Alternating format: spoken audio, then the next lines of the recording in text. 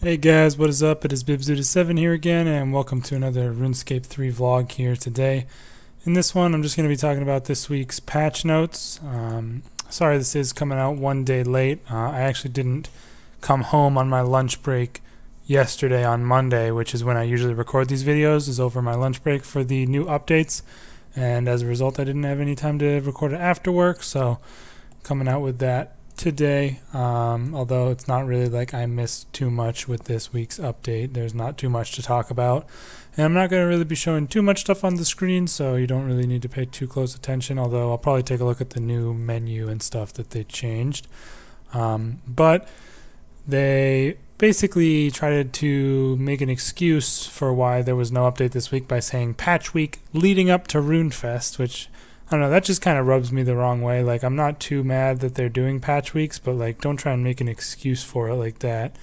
I don't know, that's just me. And another unfortunate part about that is usually by now we would have had our month ahead for October, but they're not releasing that until the Monday after RuneFest. So basically a week from now is going to be the month ahead, and that's going to be when we're already like a third of the way through the month. That's not coming out to like the 8th or something. Or did they say the 12th? I don't even know, actually. I think they actually gave a specific date, but it's not until after RuneFest either way, which is like already 8 or 9 days through the month, so that's kind of annoying. But yeah, and that also kind of worries me for like the scope of the announcements that are going to be happening at RuneFest. It's like if they really feel like they need to save the October releases to pad their show at RuneFest, you know, does that really, that must mean they really don't have a whole lot to show. So that's kind of a worry on my part that I'm feeling, but I am looking forward to the live streams and stuff. I'll definitely be making videos on the things that they announce at RuneFest. I think last year I made, maybe it was like 2 or 3, maybe 4 videos on the various they kind of have like panels or discussion segments, so I'll probably do that same thing here. I'm looking forward to seeing what they announce, but I mean, I can't see it being anything different than like mobile is coming, we already know that. ED3 is coming, we already know that. Mining and smithing is in the works, we already know that. Like, I'm not sure what other big things that they're gonna have other than those 3, but we'll have to wait and see, I guess. But either way, I'm just going to go over what happened this week, the small changes they made. They fixed the quest point shop armor so that it's no longer like basically tier 90 hybrid armor. So I guess that's good, although it's now obviously not as useful. It was probably a bit OP. It would have been cool if it became tier 90 armor against quest bosses or something like that. Would have actually made it interesting, but yeah, we'll have to settle for what we had. And then that's pretty much it for the main page. They changed some stuff with the Oddment store, which is like woohoo MTX. You can right click buy for everything in the store now. Like, they just need to make this a standard thing across all the stores, and like they need to make it doable for Dominion mines, especially. Fucking Dominion mines are so annoying to buy when you're getting them for like Solok or whatever, or ED1 or 2. It's just really annoying buying them.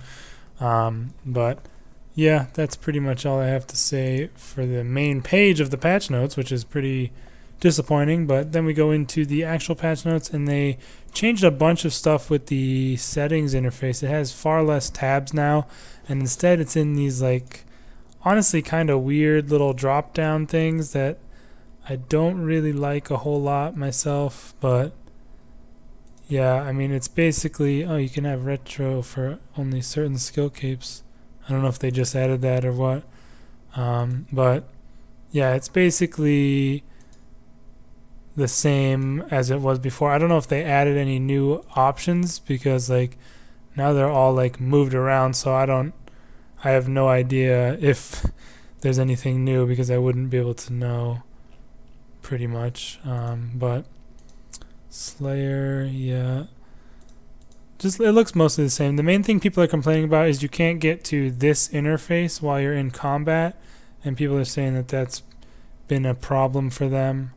HUD mode, oh yeah, that massive thing. I don't know why people have that on. ever. That just seems like annoying. But I don't have a problem with this. Like back when I was switching between full manual and revolution in combat for pushing Telos before I switched to full manual, you can just right click this gear and switch, and you can still do that while in combat, so it wasn't a big issue for me. I mean, certain things maybe people would have a problem with, but I don't know. It's not too bad. Oh, this looks a bit nicer, the additional action bars, and also the binding setups is a bit nicer. That's good. Targeting, I don't know. I don't really... this is so many fucking settings. It's a bit crazy, to be honest. But either way, a bunch of stuff for game interaction. Who the heck knows? But yeah, they basically overhauled the interface in general, so that's good. I guess improvements. Going to take some getting used to figure out where everything is again after having to do that with the old interfaces, but that was one of their big selling points for this week, so just to keep a note of that.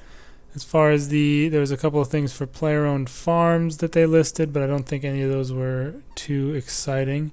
For the ninja fixes, Evil Dave's spellbook can store up to 1k Watchtower, Camelot, Falador, Ardy, Lumbridge, and Varrock chip tabs, so that'll save you some bank space if you're using those.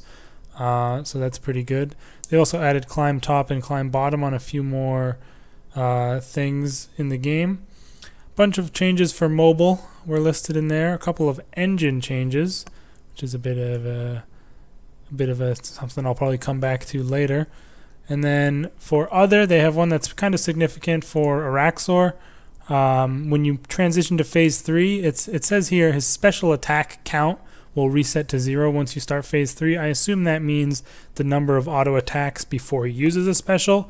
So it will be 5 attacks before his next special at the start of phase 3, which is very nice, because that was a bit annoying kind of not knowing before if you're coming out of Darkness Path or like if you weren't paying attention. So I definitely appreciate that. They have stopped the Anima Rain mechanic from staying present at Solok between phases 2 and 3. So the one where you put the shield down and hide under it.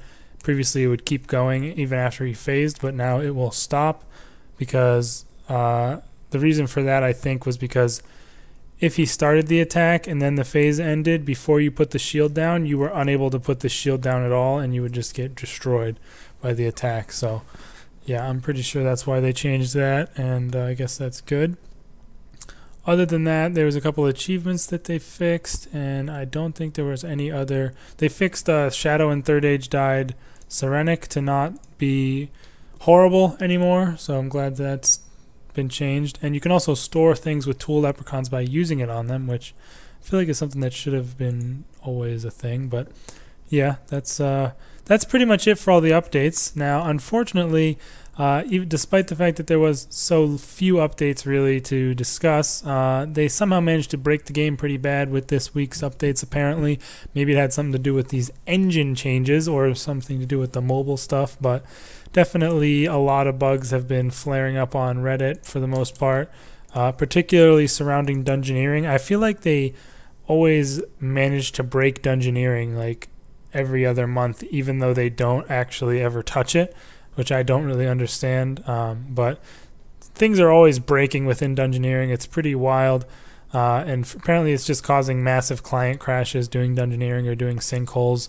So, and it's still broken right now as far as I know. They still haven't even fixed it. So that's pretty bad considering it was really not even any significant updates this week. Hopefully they fix that pretty soon, but doesn't look too good, when they basically do a tiny ass patch week and there's massive bugs. But yeah, other than that, there's a couple other things. I did release my 1000% plus Enraged Telos guide recently, so if you're interested, you can go check that out. It's pretty much a full detailed guide on how to push Enrage and what the rotations are and stuff. So hopefully that'll help some people out or maybe inspire you to actually go for a Silver Warden or something like that. Also, I'll be having an episode for the Collection King and an episode for the Slayer series coming out later this week. I have a ton of clips for the Slayer series from Double XP Weekend, and I'm going to be compiling all my clips from Telos that I've been doing for Silver Warden and put that out as a Collection King series episode. But yeah, other than that, there's also some other pretty cool news. The RuneScape wiki has moved off of Wikia, which was their like host or whatever, and they're moving to a Jagex backed platform, although I don't think Jagex actually owns the platform and it's not being hosted on like runescape.com specifically, but there'll be like less ads, I think, or less annoying spam like there is on the Wikia, and it'll just allow them to be more in control of how the site looks and behaves. So that's pretty cool. It just fully officially launches today, I believe, and you can go to it. I think it's just runescape.wiki, and I'm sure everybody uses the wiki who plays the game, I'm sure, so that's pretty cool. You might want to check that out.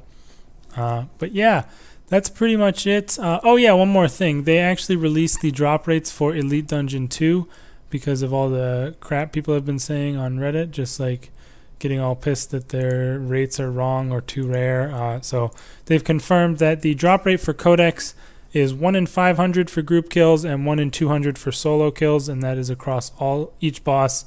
They have 1 in 200 each. So it is pretty rare, but it's not insanely rare, so people can stop crying now, hopefully. And I mean, they released all the drop rates for pretty much everything in the dungeon. If you want to check that out, it is on Reddit. I'm not going to go through it all specifically, but it is pretty rare to get a Codex, but they are worth quite a lot. Barge is like over 300 mil at this point, so definitely still worth doing the content, even if the codexes are pretty rare. But yeah, that's pretty much it, you guys. Just basically me standing around talking for this episode since there was nothing else really to show.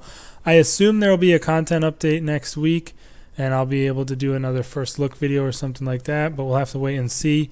And over the weekend, I'll be releasing some sporadic videos regarding their topics they cover at RuneFest.